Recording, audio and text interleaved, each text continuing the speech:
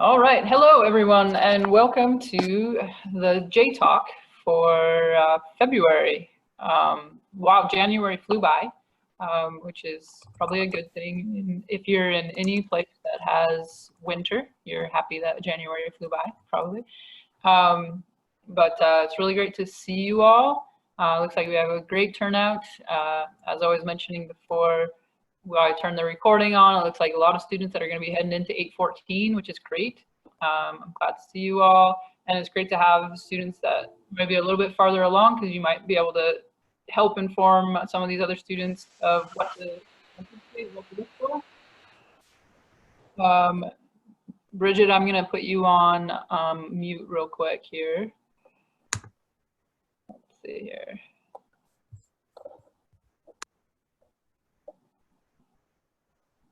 Oh, don't have her yet, but it looks like some people are still logging on. But tonight, what I wanted to do is, some of you may have already taken a peek, but I wanted to roll through the new dissertation formatting guide, is what we're calling it. So in the past, it would have been called the dissertation manual. There were several different documents, actually. There was the dissertation manual, the dissertation in practice template, and there were some other guiding documents. What we decided to do, given the changeover to the APA, from APA 6 to APA 7, is to take that opportunity when we're updating the manual and the formatting guide to do a bit more, to do more of a overhaul of the manual as well, and kind of do some updates to the manual. And we also decided to call it a formatting guide, so that it was understood. We hope to communicate a little bit more to both yourselves as students, as well as the chairs and the committee members, that it doesn't have to look exactly like the headings might not look exactly how it is in the template, but that it's a guide. The main parts, and we'll see this when we get into kind of the wording of things and how it's written, is that the strictest part has to have 5 chapters. Chapter 1 is the overview. You give them the overview of the dissertation in practice. Chapter 2 is always going to be the literature review. Chapter 3 is always going to be the methods. And Chapter 4 is always going to be the results. And Chapter 5 is going to be the kind of the wrap up, and what are you going to do with it? That's the unique part of the EDD, dissertation in practice, is Chapter 5. And so those are the strictest parts, and then of course using APA guides. And so we wanted to kind of communicate that by calling it the formatting guide, and giving students an idea, giving chairs and committee members an idea of what can be included in each of the sections, and how you might think about organizing the dissertation in practice. But because we are interdisciplinary, because we use both qualitative and quantitative methods, because there are many ways to come at leadership and many complex problems out there, there needed to be some flexibility within the guide as well. So we're trying to communicate that as well with the new formatting guide. I'm going to be keeping an eye on the chat as well, but please unmute yourself if you do have questions. It looks like Dr. Ford's somewhere on here as well. Okay, so there's going to be, I see Dr. Martin on here as well. So they might be able to monitor the chat as well, but the new format for APA paper for APA 7. Specific question on live hyperlinks in the reference section. APA 7 shows that for an annotated bibliography. New APA 7 paper guide, Student Resource Center says the same. Does that carry over for the dip? Yes, you can leave your links, so the hyperlinks within your reference list, you can leave them live. You can leave them with the blue color. I don't know what that's something that I'll have to actually check on. with the graduate school is color font in the dissertation, but APA allows it. That's a good question. Can we or should we leave them alive? What the manual suggests is that they want to make the linking to a source as easy as possible for the reader. And so your dissertations will be hosted on, we use ProQuest, is the indexing that Creighton uses on the dissertation repository. And so if your links in your dissertation and practice are still hyperlinks, it's the easiest for the reader they can click straight to it. So I would think that we should leave them live for now. Until I get other guidance. So if we get other guidance, I will let you all know. But that's the guidance that the APA manual is suggesting and why they're suggesting to do it that way. So that's what we're going to try to do for now. Good. You guys want to jump in? Do you have any other questions right now? But while you're thinking, post them, take yourself off mute, but let's jump in. I'm going to share my screen.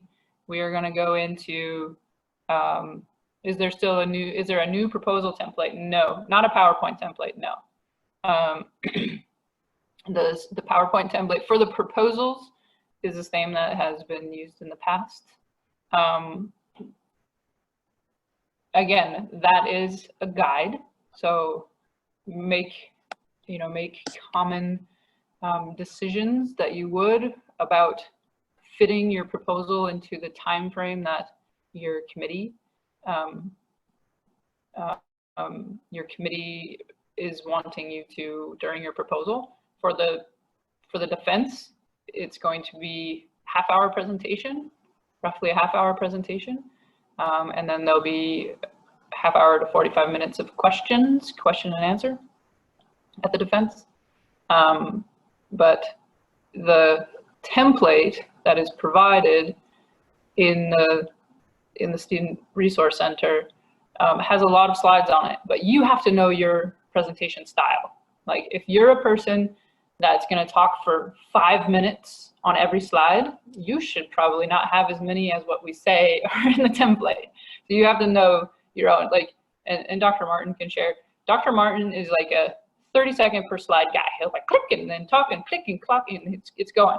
I can talk for a little bit longer on a single slide, right? And so you have to know that about yourself and what you're including on each of the slides. All right, here we go. Sharing screen. All right, so we're gonna start at the beginning. So this is where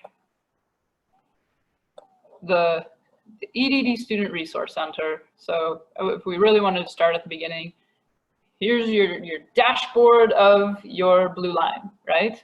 And then you go into your Student Resource Center. This is an area that you should all be very familiar with. Depending on where you are in the program, if you're early in the program, get familiar. You're going to be looking at this stuff for a while. If you're later in the program, you've probably been here a few times already. And so we try to keep everything in here updated. Lydia and Shannon and others are always trying to keep stuff updated in here. This is where you're going to find a lot of the information about candidacy, your IRB, your city training and your IRB. We're moving city training and IRB to 814. Did you all do it in 890, 899E? Were you guys one of the last groups? Shelley? Candace? Yeah, hi. Hello, this is Dr. Ford. It doesn't switch to 814 until fall of 20. So everybody's already done it in 890, 899E? They should have, yes. Yeah, good. And so then here's where we get into the new dissertation and practice page. So when we updated the formatting guide, we also updated this page. So go into dissertation and practice, and you're going to see we have it hopefully organized in a fairly intuitive way. Getting started, whenever you get started, if you're just coming into the program, start in this area, and this is where the formatting guide is located. And then it's preparing for proposal, videos, and staff presentations about the overall journey, and preparing for defense. There's also this frequently asked questions page that kind of helps you to think through some of the questions other students have asked us. And so these are the questions we get asked very frequently. And so we've put them here with the responses for you so that you can kind of build off of what other students have already been thinking about. So I'll go back again. So dissertation and practice. The formatting guide, let's jump in. And it downloads as a Word document still. I didn't want to turn it into a PDF because what I've done is separated it with some of this introductory material at the beginning that guides you through what you can expect for the whole journey. And then the latter half of it is a model. So I was thinking a lot about the wording and trying to be consistent with the wording that is used. And you'll hear us kind of talk about this as you get your chairs, and especially the core faculty, is we're trying to be very intentional about using the words dissertation proposal presentation. You may have heard in the past some people say dissertation proposal defense, and there was this confusion about defense and a defense. There's the proposal defense and then the final defense. And so we're trying to be clear. It's a dissertation proposal presentation. That is the presentation of your proposal verbally to your two committee members. So your chair and your second committee member. Those are the only people that are there. You can do it via distance through Zoom or other audio video platform, but that's the proposal presentation. Your defense is that final verbal in Omaha presentation of your full dissertation and practice to your committee and other guests at that point. So we want it to be clear. And so I've tried to do that throughout the document, talking about a dissertation model, which is what is at the end of this document, to try to help you, give you an idea of how the dissertation and practice can be formatted, kind of guiding you in what's required and what has some flexibility. So the first part here, and you'll also see what I tried to do is to put pointing you toward resources and where those resources can be found along the journey as well. So you'll see, look for these areas of red text, so the resource text, to find additional resources. So that I was trying to kind of answer some of the questions that students may have along the way as they're reading through the document. Of course, in general, you all, from what I can see, most of you that are on the call tonight, you already know that the dissertation and practice is based on the foundation. It's a pragmatic, so the students that are in 851 with me right now, in the qualitative class with me right now, we've been talking about the different theories that guide qualitative work, and we understand that there's a significant overlap with the dissertation practice being a pragmatic theoretical approach, where it's trying to address a complex real-world problem in whatever small scoped way, and some way that we can do within a 6 to 9 month research project, right? So it starts with a complex real-world problem, and that's what chapters 1 and 2 are really starting to set up. It's creating the case, articulating the case for the leadership theories, the models that are used, the interdisciplinary skills that are identified and synthesized. And so that's what chapters 1 and 2 are, kind of setting us up. Chapter 3 is then going to demonstrate and articulate the design of a study, either a qualitative or a quantitative study that can be used to answer the research question that is proposed in chapters 1. What is the next most important question that we have based on what we currently know about this complex real-world problem, the sphere of influence around it?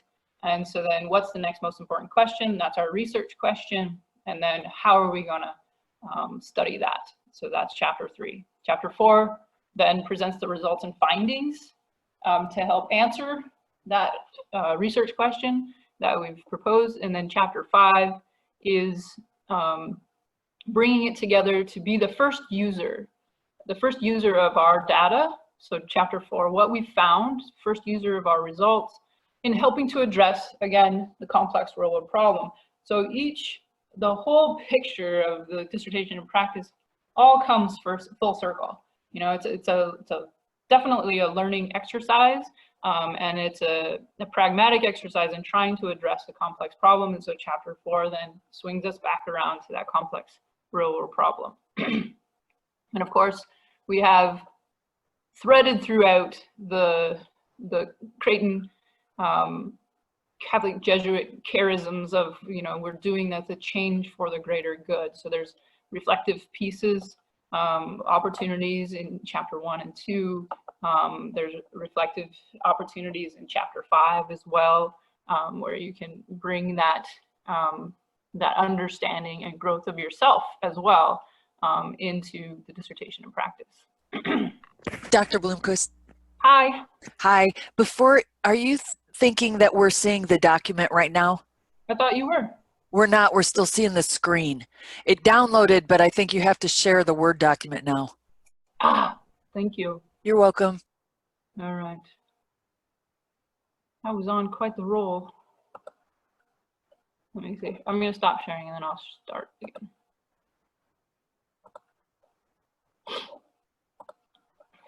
All right.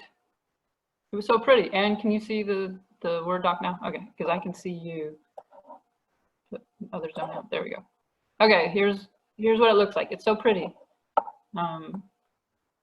This is what you get when you use Microsoft templates. I just was like shoving stuff into templates. So like I said, the resource text is going to be in red, and I use this grayish color format with the red text that can really pop out. I use blue format color to help certain words pop out a little bit more. Chapters 1 and 2, chapter 3, chapter 4, chapter 5. This was what I was looking at when I just went on for about 10 minutes right then. And then change for the greater good, of course, is what we're trying to achieve here. So like I said, this first part of the formatting guide is about kind of walking you through seeing the line of sight. So how have I been prepared? So we always want you all to know that the entire curriculum is there to help prepare you for this culminating activity that we ask you to do at the end of the EDD program, which is the dissertation and practice. Each of these phases of the EDD curriculum are both achieving the learning outcomes. So we have the 7 learning outcomes within the program, and you're working on those in each of the courses along the way. And then that 7th one is about original scholarly research, and you culminate in that. We hope that you, at the end of your dissertation, you're mastering that. And so we're sometimes introducing these learning outcomes, we're reinforcing them throughout, and then we're mastering them by the end of the program, which is in the dissertation and practice. So you'll see that I've highlighted some of the courses that really kind of help push you along as you're going through your coursework that's preparing you for the dissertation. And I'm hoping students in the 851 right now are feeling that they're being prepared for the next step going into 814. So you're going into 814, some of you, many of you, the proposal construction course. It's the pre-proposal phase of the dissertation and practice, where you're going to be matched with your chair, which you've all been matched now. And then during 814, you start to identify your second committee members. You have to prove that through the second committee member through your academic advisor, which is one of the core faculty members. And then you'll culminate in the proposal presentation. So that's that common phrasing that we try to use. Oh, they haven't seen their matches yet. Oh, I know who you're matched with, so maybe that's the secret. But you're going to get that soon. So Dr. Ford just says that the match email will come out on Friday. We're doing one more round of administrative stuff to be sure everything's before I push the send button. Sorry. Sounds good.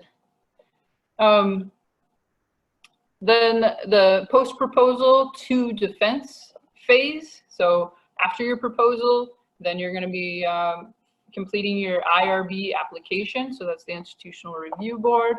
And this is new. So we have InfoEd. Some of y'all didn't know that there was another thing before that, so we'll just skip that. So InfoEd has been your research portal the whole time. So some students had to switch over.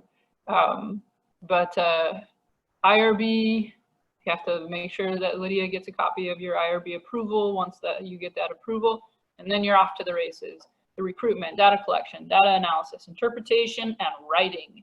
And you'll see throughout the document, and if you've had me in class, and if you've been to a learning institute, you hear me talk about write and edit, and all the writing is editing, and it's just a process of continuing to refine and articulate your ideas and your thoughts as clearly as possible. So what this document is this first part of the document guides you through, so you know what to expect around the dissertation journey, and then it provides the DIP document, which is we used to have it divided. Like I said, this document used to have multiple different Microsoft Word files, and we've combined it all into a single file. So the DIP document is the proposal, which is chapters 1, 2, and 3. That's what you have to prepare during your proposal construction course. That is what you need to work with your committee on prior to proposal presentation, chapters 1, 2, and 3. Complete chapter 1, 2, and 3 as complete as you can at the time for your proposal presentation.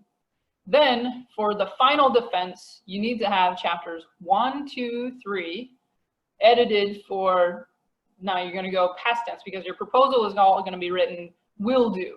We will be doing that. I will be doing this. I will recruit this way. I will be. So that's future tense. Then when you're done, you're going to change all of it to past tense and be accurate. So depending on if everything went well, you may have to change some things within chapter 3 to make sure that it's accurate about what you actually did. And then you add chapter 4, your results, and then you add chapter 5, and then you have to make sure all your appendices are complete and all of your references are complete, and that makes up your complete DIP document. The DIP document, then after your committee approves it, then you move to defense. Then after defense, if there's any additional edits, you'll continue to work on that. And then that complete DIP document has to go to the graduate school for review there. And so then you have to go through the steps that Lydia will provide you in an email to get to graduation. So the DIP document is the written part of it. The DIP defense is what you'll do here in Omaha in person with typically PowerPoint slides with you, and then the verbal presentation of it. The Dissertation and Practice Committee is made up of 2 people, the chair, which is you're matched with during the 814 matching process, and the second committee member.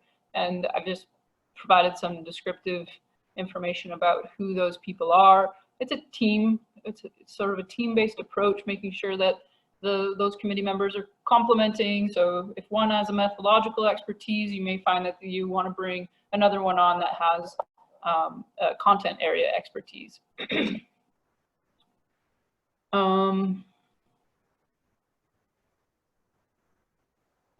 Okay, I have a question here. I have amassed more references during this process than were in my original chapter 2.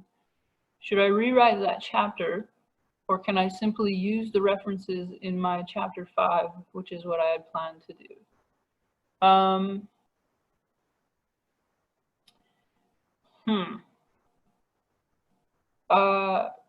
I don't know what you're asking, Terry. Would you be willing to turn your microphone on?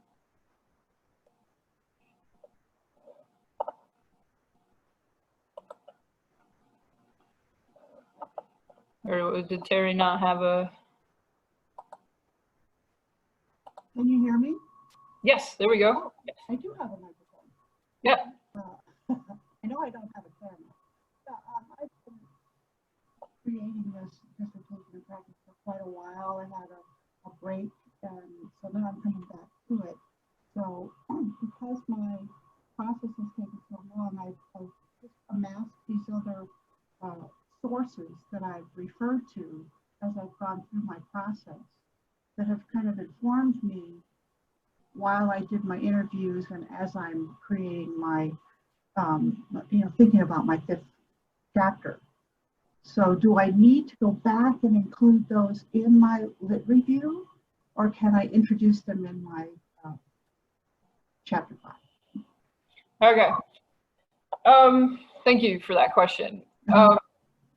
What I would recommend, which is probably going to be the easiest for you and probably is not going to give you an answer tonight, is to go back to your chair with that question, because it depends on a lot of things.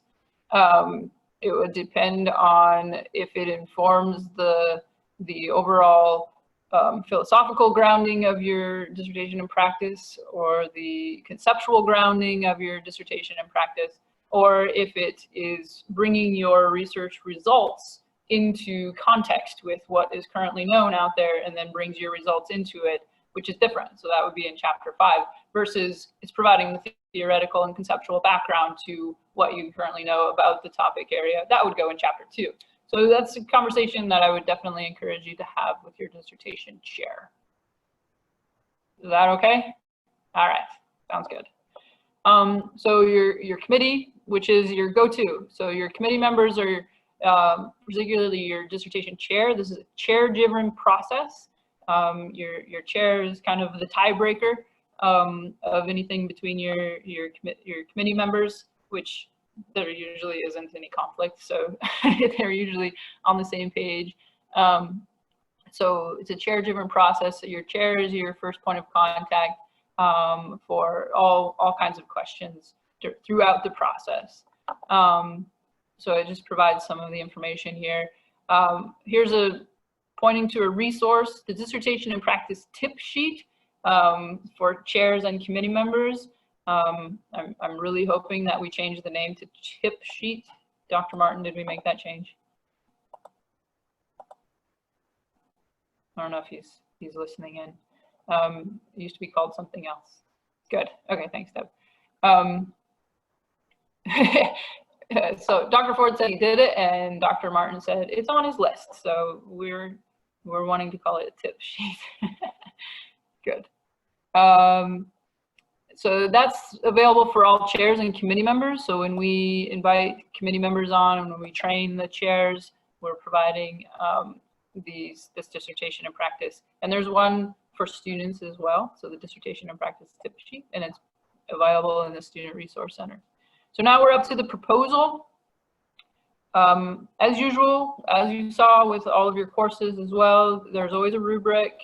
We try to be very explicit and help students understand what we're looking for. So there's a dissertation proposal rubric that you can check out, see what they're going to be looking for during your presentation, but also it's the first part of it. The first set of criteria are about the written document, and then there's, I think, 2 criteria that are specifically about the presentation part of it. But all of those are going to be evaluated at that dissertation proposal presentation. So there's a rubric that's available for you to look at there.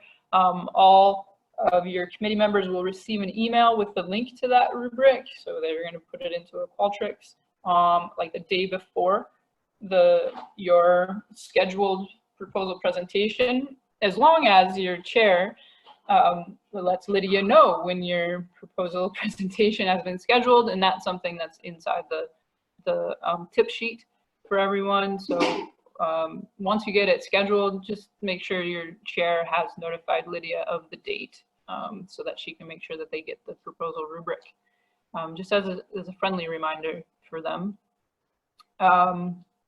This just talks about the proposal is drafted in the future tense, and then afterward you'll make the past tense changes to it. Everything is written using the 7th edition, Times New Roman, 12-point font, double spaced. All of the tables, figures, reference list, there's examples of all of that in the manual. So there's guidance on all of those elements, which is why I didn't reinvent the wheel. I just said, go back to the manual and check it out. It's all in there, and it helps to give examples of different tables, different types of tables, qualitative and quantitative tables. So make sure you're looking through the APA manual. As always, as you've noticed and like I said, the curriculum, the EDD curriculum has been preparing you for the dissertation journey since your very first class. We've done interdisciplinary cohorts. We learn from each other. That's part of what we find very valuable about the interdisciplinary leadership program, is the teamwork aspect. And you see that with Dr. Martin and Dr. Ford are all here, and I'm sure Shannon and Lydia have probably come on and gone already onto this JayTalk. We're always working in teams, and we want to do that as well, which is what the committee is about. It's them, the chair and the committee member, helping you by giving feedback and helping you learn and apply that feedback throughout the process. So continue to do that throughout the dissertation journey as well. We have updated the writing and APA resources module on the student resource center as well. So we updated that, took out stuff that was about 6th edition stuff and updated. One of the other things that I found, and I was telling this to some of the faculty in one of our faculty development workshops, is that there's some really great resources on smart thinking that can just be helpful related to writing. Is everybody familiar with smart thinking? I'm just going to point you in that direction really quick, just because I think it's so very important. So when you go back, if we go back to the home page, like go all the way back out to your dashboard even. I don't actually have mine on my dashboard, but look for it on your dashboard. If you don't find it on your dashboard, go to your courses, and I'll just open all of my courses, and it's called this group online tutoring. So this is where you're going to access a bunch of the smart thinking resources. So this is where you see the on-campus academic support. Of course, we're not on campus, right? So smart thinking is free to all of our graduate students. So you go to this over here to the smart thinking online tutoring, and I wonder how fast this is going to do it, because it's going to test your system.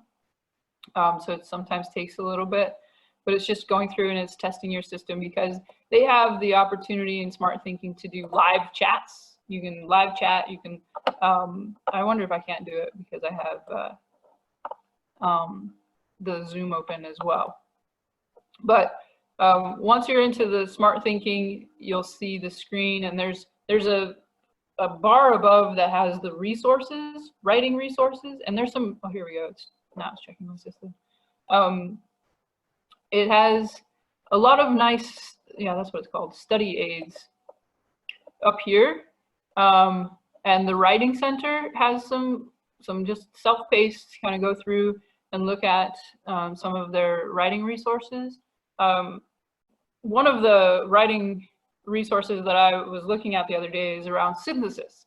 And this is something that your committee members would probably say, and I often say to some of my dissertation students, is especially in chapter 2, is we're trying to synthesize what this vast amount of research that you've been looking at. There's a lot of literature out there, so how do we bring it together and synthesize it, bring it together, fold it in, integrate it into something coherent that is helping us to move forward with this complex problem. And there's a writing center resource in there on synthesis that I thought was really nice that I would encourage you to check out.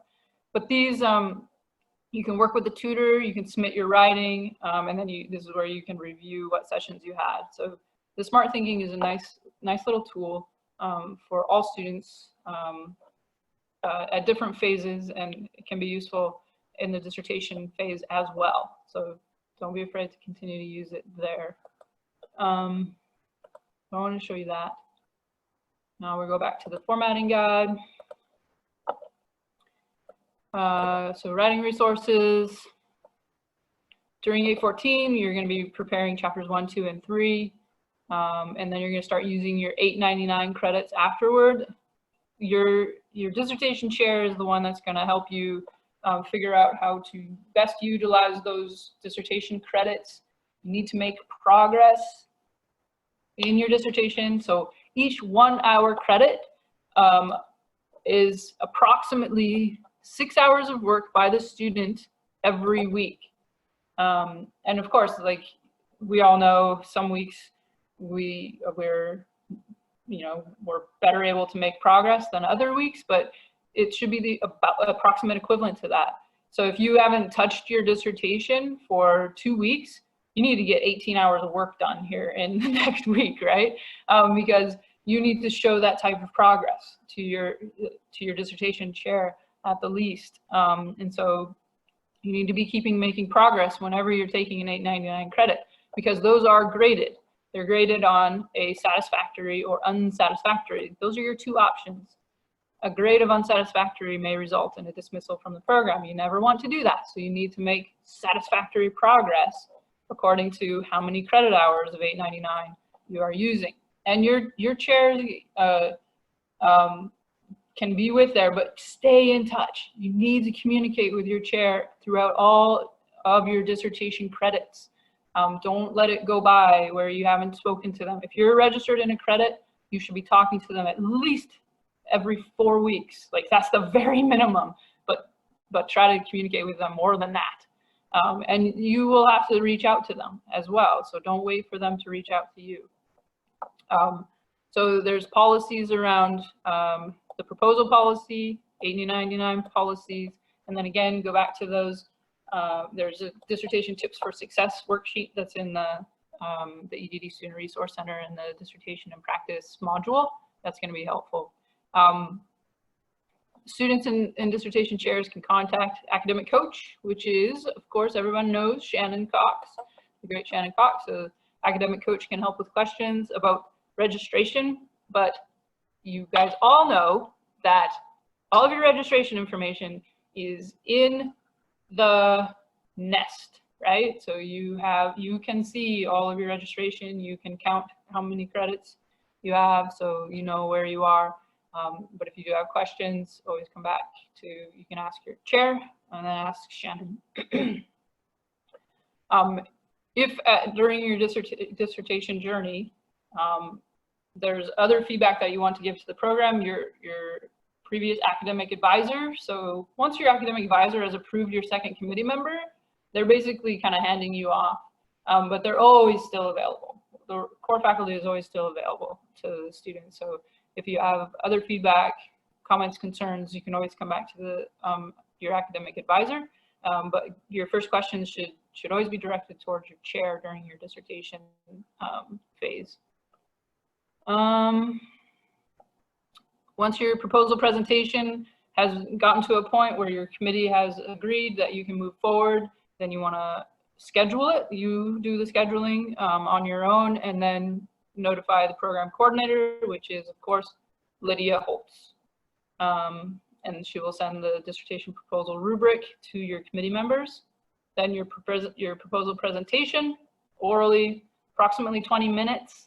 for the presentation, but your committee can tell you otherwise. But it's usually a PowerPoint type of verbal presentation. And there are PowerPoint slides as a template, a guide. So you can still be you. You'll be you, but get through the information. You still have to be comprehensive in your coverage of your proposal. The high points, right? So we're doing a presentation, the high points of your proposal.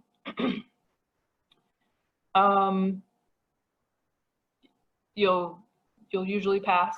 I haven't seen anybody not pass a proposal presentation, but there may be conditional passes can happen as well, where they just want you to put a polish on something or add or go back and make sure that the student understands certain part of the proposal, but they've already agreed that you have gotten to this point. So usually it'll just be some feedback, clarifying probably some stuff in your appendix, but then you're going to be ready to move on to the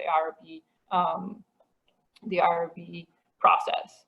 And so here is a hyperlink to the IRB instructions, and I've just provided it directly to the website so that we don't have to reinvent the wheel, that it's consistent and clear communication around the use of InfoEd research portal.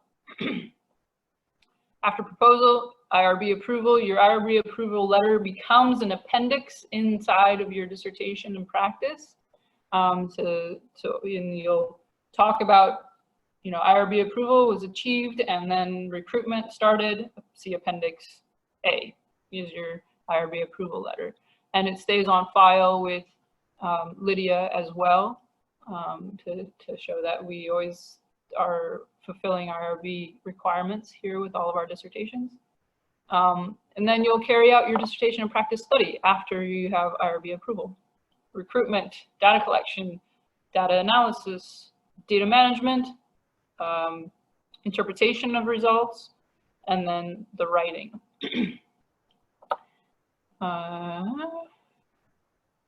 So the DIP document is like I said, a 5-chapter format.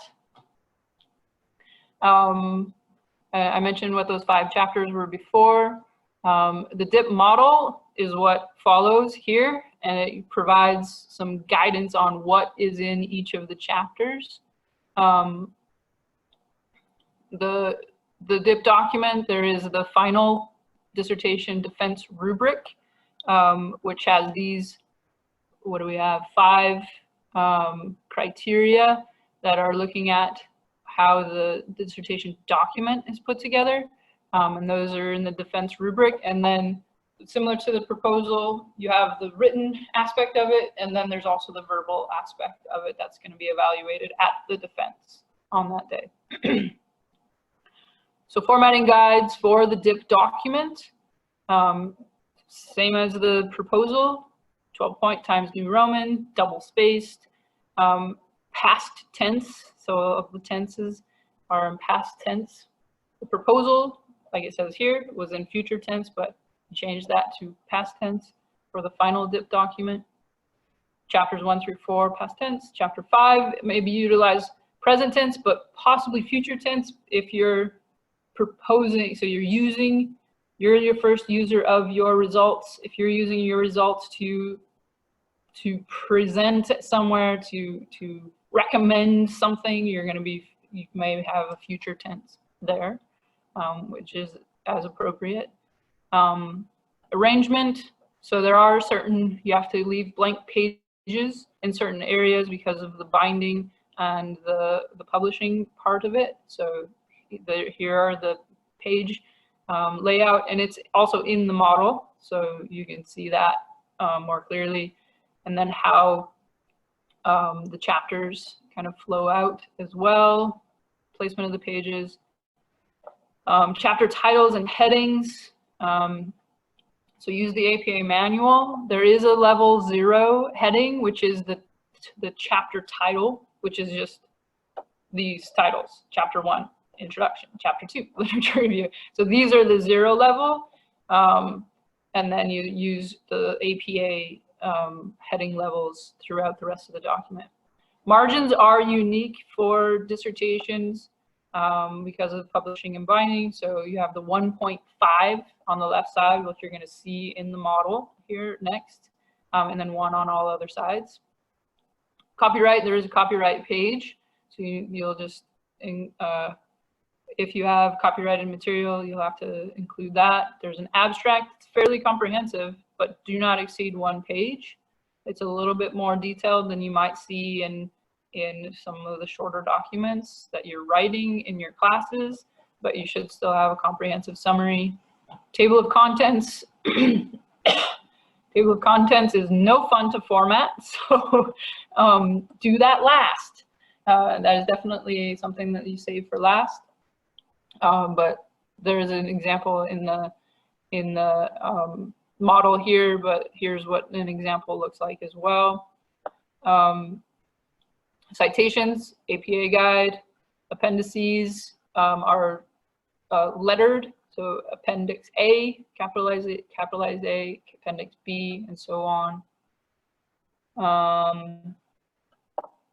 So, and I hope that you all know this.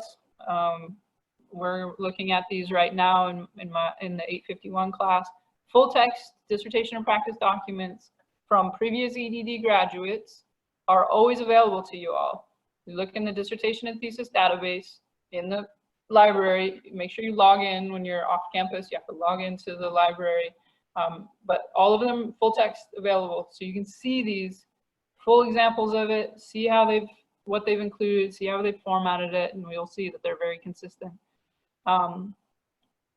So again, learn from and apply the feedback that you get. You'll make a writing plan during the proposal time, like pre-proposal. You can always make a writing plan with your committee to talk about what time frames you're going to be looking at.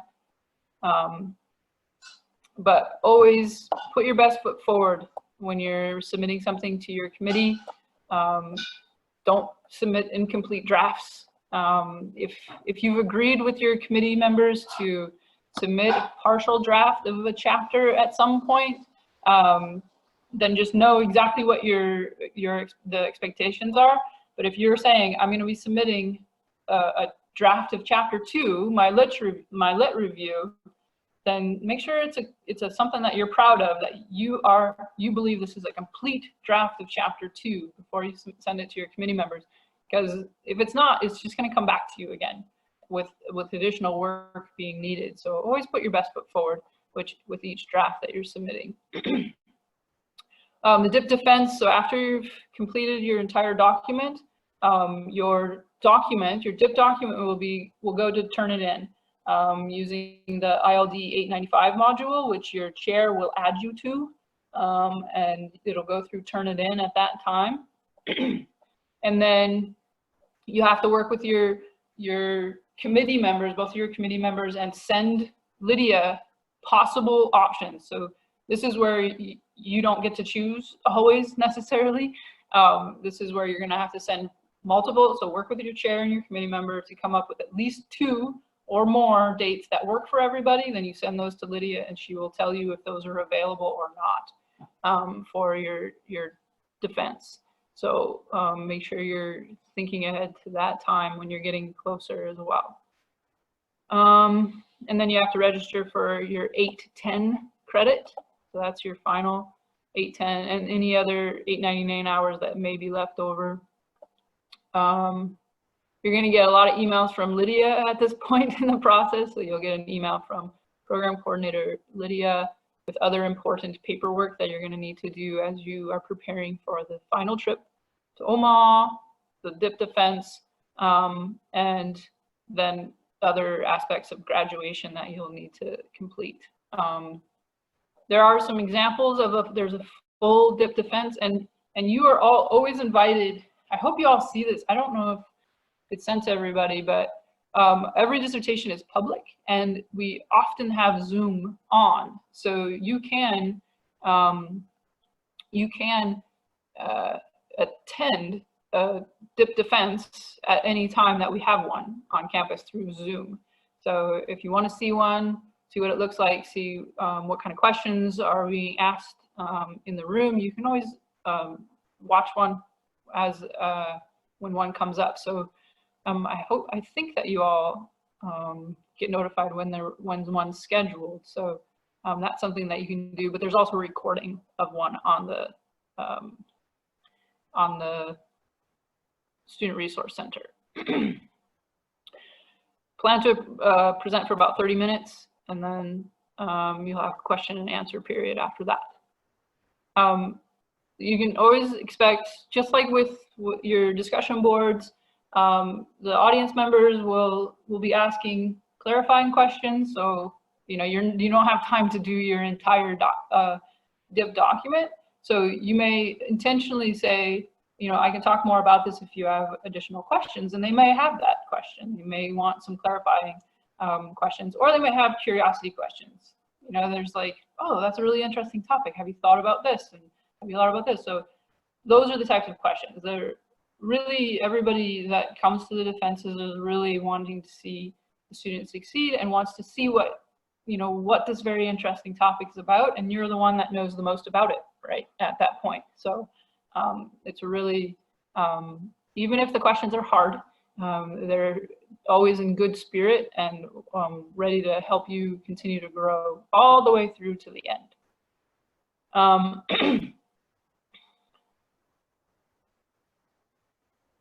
A table of content for the proposal.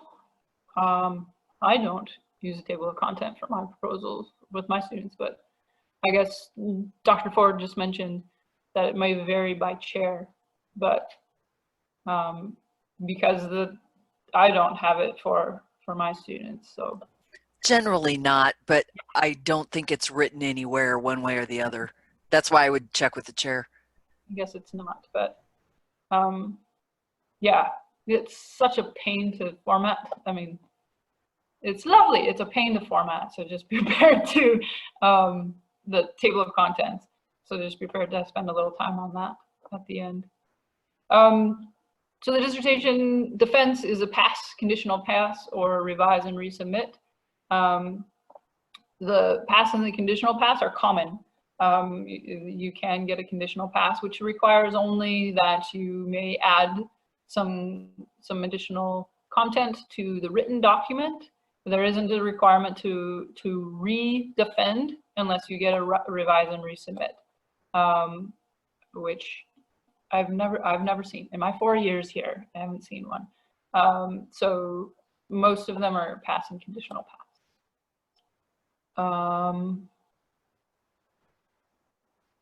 Then after final revision, so very often students will have some sort of final revisions after the defense. And so you just make those final edits because it does go to the graduate school. So the graduate school may have some formatting audit that they conduct and may have you need to change a few things. It's usually around formatting before final approval. So there's still maybe some, and then you'll be sending it for the upload to the Creighton digital repository where you will have seen that other students work there. And then there's resources within the blue line for what to know, defense to graduation. So you're gonna get, like, I've seen the email that Lydia sends, and there's some steps still, like just some check marks, paperwork around graduation. Are you coming to hooding? Are you coming to the graduation ceremony? So there's some additional steps in there.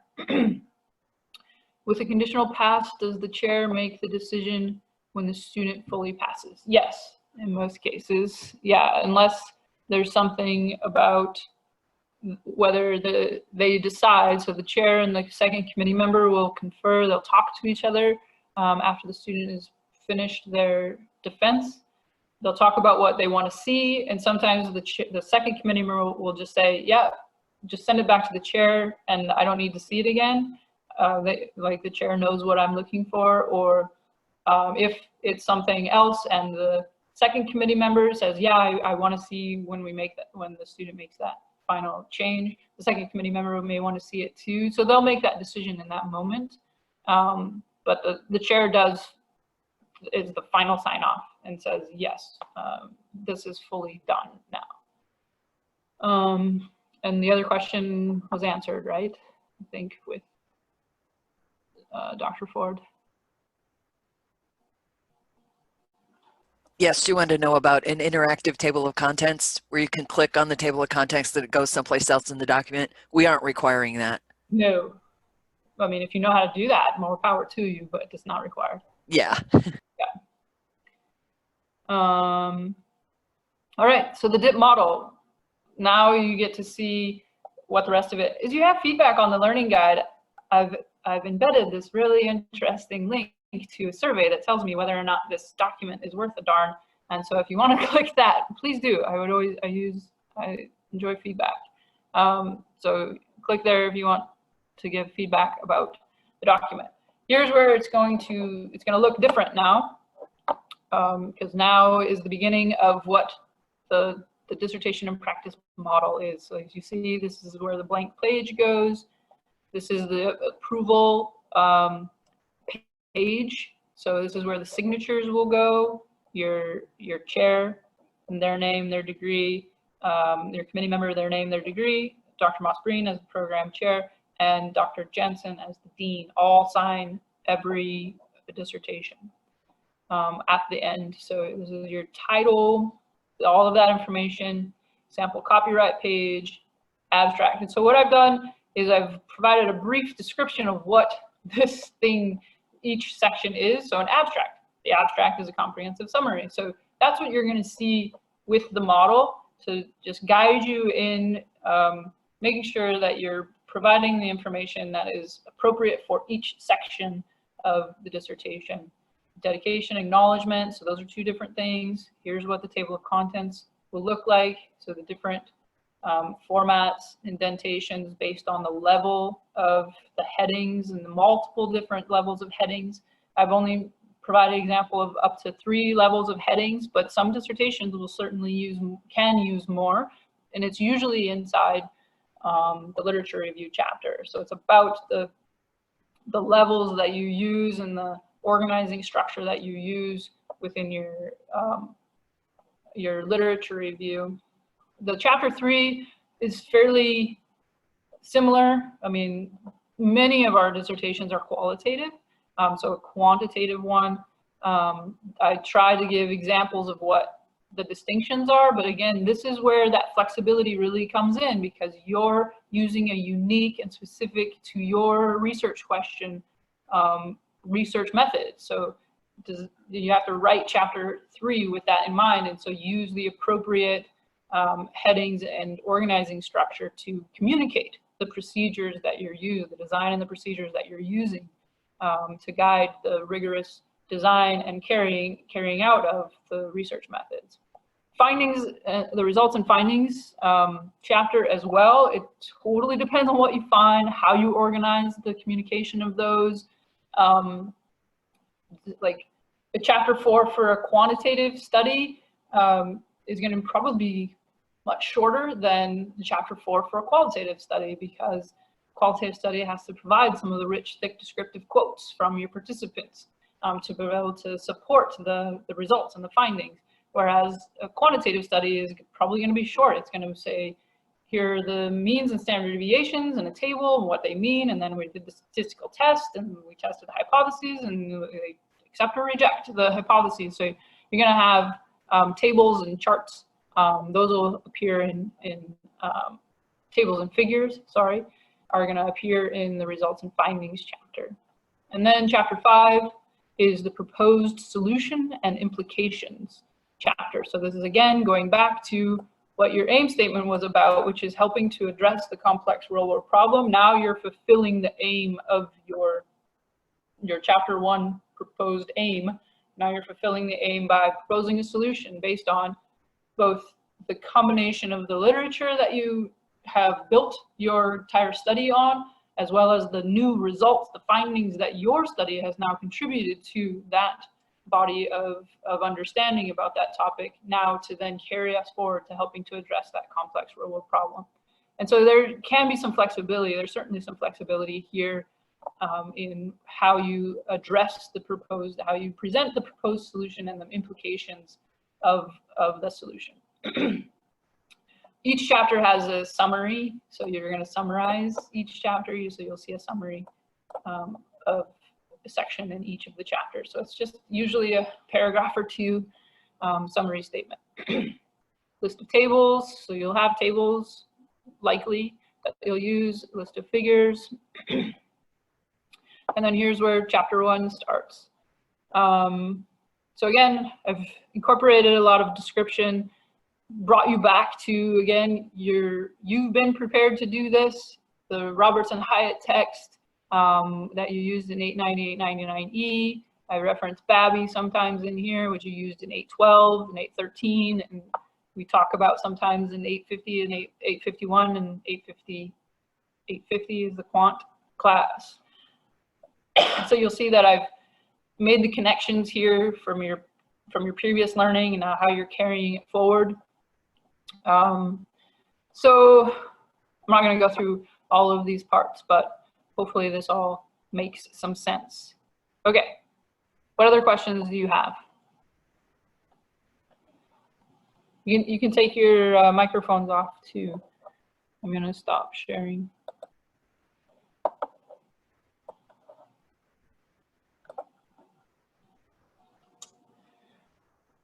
That was a lot of information. So any questions?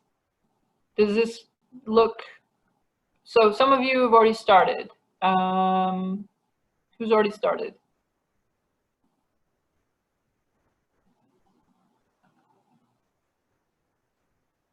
I have. Anne, yeah, Anne, what do you, how does that look for you? So far, so good. So, so my study is a phenomenological study, and my target number of interviewees is 15, and so far I've completed 4. I've gone through the what IRB tells us. You can only make the ask twice, and then after that you need to move on to the next person. So for 2 of my subgroups, I've gone on to my second tier of asks. Okay. And so far so good. I'm using in vivo, and originally I was going to do the transcriptions by myself and realized that I might be dead before I finish them. So I caved and subscribed to the transcription service, and it was worth it. Good. That's great, Anne. Yeah, and I think it's 3, but it depends, 3 contacts that you can mend, but it depends on what you proposed originally. Right. So yeah, and so just keep on keeping on, and hopefully this document will continue to help guide that process, but always check in with your chair. Yep. Marilyn asked about, so the overall title of the dissertation does not appear on page 1. No, it does not. You start your level 0 heading of chapter 1 : introduction on the first page of the text of chapter 1. So there is no, it's not like the professional example paper in the APA manual where the title of your document appears on the first page of the text. It's not the same for the dissertation in practice in that way, because it's a chaptered, so it has chapters, and so you need the chapter heading there. Good luck on Friday, Chris. Great to see you presenting your proposal. I hope it goes well. Kenya, I do not get alerts when a dissertation defense is coming up. Is there a location online or on Blue Line where we can see this or be notified? Shannon, do you know the answer to that at all? I think that they might be on the calendar in Creighton today. I can't be 100% for sure, but that's something we can brainstorm on. We can send calendar invites. I don't know if people, I don't know. I mean, that's something to explore. Yeah, because sometimes they can be a lot. Yeah. So, sorry. Sarah just sent the link to Creighton today. So check there. Thank you, Sarah. If that's, and so we'll check with Lydia to double check that. But check in Creighton today, which Sarah just shared, for defenses. I hear someone. Dr. Ford, Yes. you took yourself off of mute. I was going to answer one of the other questions, but it got answered. So sorry, never mind. Okay. Let's open it up to any other questions, non-dissertation related. I'll keep answering dissertation ones. Is there a table template in Word that might be most useful in setting up our tables? I am not familiar with a table template in Word for an APA formatted table. I typically start my tables over depending on which ones I'm using. Dr. Martin, do you use any specific tables for, are you talking qual or quant, Marilyn? Qualitative. Oof. That would be even less of a thing. You might find quant, like a correlation table or a regression table in Microsoft tables, but it's very iffy if you would find a qualitative table. There is a really good example in the manual though, and I used it in the model as well, of a really nice qualitative table in the manual this time around. So check that out, but it's really about just kind of setting up the boxes and how many boxes you need, and make sure you got your title, and then you got to put your lines in the right way. I think they only use horizontal lines, not vertical lines. I don't know of a Microsoft template table though. Sorry, Dr. Bloomquist, can I add to that? Yes, of course, please. I would avoid using templates because they sometimes do one of two things. They can unnecessarily restrict you in terms of how that is. Plus, if you have to make edits in it, sometimes it won't let you edit it because it's got code behind it, so to speak, when you use a template. So I would not recommend it in general. Of course, everybody has their own preferences, but that's I would concur. I mean, especially with qualitative, like I can imagine a qualitative table, and I think of figures as well. Yeah. And it's just often best. I mean, if it's your jam to do that kind of stuff, look at some other people's work rather than Googling for templates of things or something like that. Or as Dr. Ford mentioned, that taking somebody else's, I would rather see somebody emulate a table through their own design than try to, force fit something into it. And your chair and second committee people are good resources for creative ways to do things like that too, that fit APA. Yeah. For a qualitative table, I really like the one on the bottom of page 223. It provides the rich, thick, descriptive example quotes, and it also provides the discourse and the dimension, so the theme or the code that it might correspond to, that can help you organize the thinking. Yeah, no, like it's hard to fit a lot of information, especially qualitative ones. But yeah, check with your committee. And there's other examples. There's other examples in dissertations as well. Good. All right, I hear you. Who's open? Who's talking? Oh, that's Dr. Martin. I can hear you still. Oops. Did you have any? No, I'm done. I'll mute. Okay. Any other questions about anything?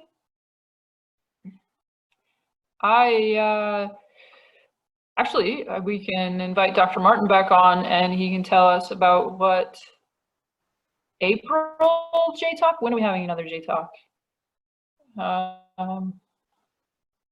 Did we say April, Dr. Martin? Or Dr. Ford? Sorry. Yeah, April. And it's going to be loosely titled, So You Want to Teach at a College or University. Okay. Something like that. Yeah.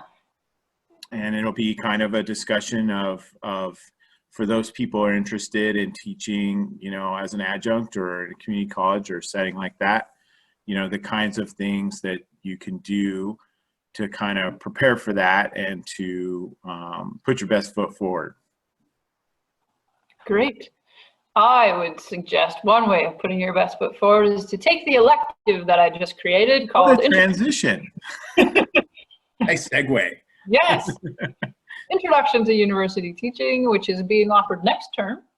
So I think we have a great group of students that are going to be in that class with me. And Sarah has taken that class already. I don't know if anybody else on here. Yes, I have, and it was really, really great. If anybody's thinking about taking it, just take it. It's great. Awesome, thank you. All right. And Anita, thank you, yeah. What else? Are you all excited to get on to 814? I see so many names on here, which are, do you guys who've already been matched, do you have any great advice for the folks that are heading into 814 next term? Any good advice? Chris, and those of you. Dr. Martin might feel differently, but I probably contact him nearly every day. So when you said at least be in contact with your chair once a month, my jaw dropped. So yeah, I would just recommend staying in contact with your chair as often makes sense for you, but definitely more than once a month. Dr. Martin says not every day. Nearly. Good. Any other good advice? Who's that? Dan and I are in the same DIP cohort, and our chair is not one of the core faculty. So it's for people who are matched with a chair who's not one of the core. Be appropriately assertive and let them know that you have needs, and be very, very specific. Also, in case you haven't already established a peer group, this is your time to do it, because I'm fortunate. I've had two. I've got a group of 4 other women who we've been very supportive of one another, and our DIP cohort has now proceeded to do the same. They were very welcoming. I was the oddball out. I was the one who has not been with them before, and it's crucial because we all speak the same language. Nobody else knows, just nobody else knows unless they're living this. So good luck. Just stick with it. Good. Thanks for that, Anne. That's a good idea. Your cohorts are still your friends, so they're still there for you. But yeah, making sure that you have support throughout the process. Places to complain about your committee member, your advisors, your teachers. I know that's been important, but also that I know you all are supporting each other. Who else is along the way? Did Chris leave us already? I'm still on. I'm just on a different train now, so I didn't want to have a bad connection. So, Okay. I agree with Ann, by the way. Chris is on a train, so. Thanks, Anita. I'm glad this was helpful. And hopefully the next JayTalk, the recording will be available if you want to encourage anybody else to look at it. Please give me feedback on, any of us, feedback on the formatting, but all the errors in the formatting guide are certainly mine. We did do it as a team. I had everybody review what we did, but it was my idea to format it that way. So if it's not working for you, let me know. We can try again. And have a great time on the dissertation journey. It is definitely a once in a lifetime because you're never going to do it again. If you do, that's your own fault, but your dissertation journey is your own, and have a ride on it, right? Can I chime in with one thing? Of course. Don't forget about the interdisciplinary, what are we calling it now? Leadership Institute in June. Yes, the Learning Institute. Learning So, Institute. Learning Institute is June 3rd. Oh my. You're right. 3 through 5. Okay, thank you, Shannon. 3 through 5, we will be talking about writing. We'll be talking about finding resources in the library. Our librarian loves Learning Institute, and I think you guys love it when the librarian is there. We will do some sort of a methods intensive. We still need to determine that.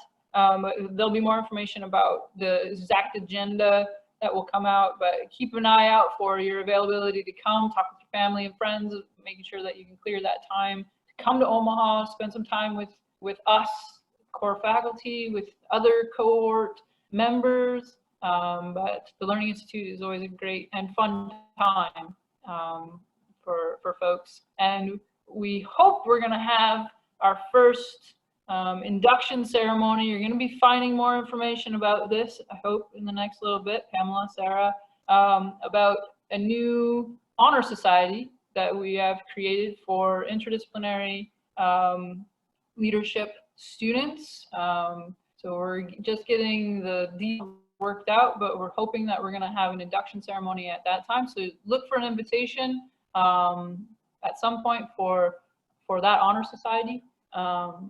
And more information about that, but that'll be during the Learning Institute as well. Sarissa, if we're going into 814 this semester, and the next Learning Institute is in October, and cannot go in June, would attending in October still be a good idea? And Dr. Martin is on it. Yes, you can come to Learning Institute at any time. I think a lot of students find that it's very valuable right around 890, 899E, and after there, right around 814 and after there. But we've had students, come while they're writing that final phase of the dissertation, just to get some writing time, just to be, separate from the family and friends that are back home, and just dedicate some time to writing, have that camaraderie like that Anne was talking about with, people who understand what you're going through and talking through that. So you can come at any time. Thanks, Chris. Yeah, it's a good idea at any time. So hope to see some of you there. And if you have other questions, just let your advisor know, touch base with Shannon or Lydia. But thank you so much. I know we went a little bit over time. I was trying to get through as much as we could around the dissertation formatting guide. But I really enjoyed this evening. So thanks so much, everyone. Have a good night. Good luck in 814. Good luck with the data collection. Good luck with the proposal presentation and all the other phases as well. Candace, can you do me a favor and turn off the recording but not leave the meeting yet? Oh, yes. Okay. Thank you. All right. Bye-bye. Bye, Pamela.